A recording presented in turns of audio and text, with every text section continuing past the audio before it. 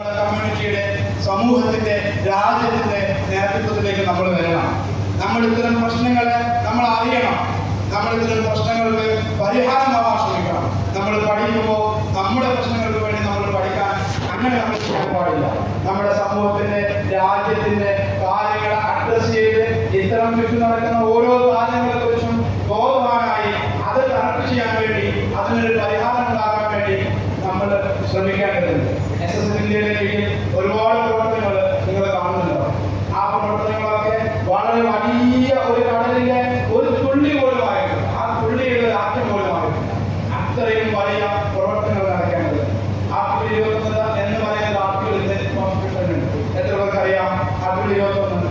What is article 21? എന്താണ്? Right to life എന്നുള്ളതാണ്.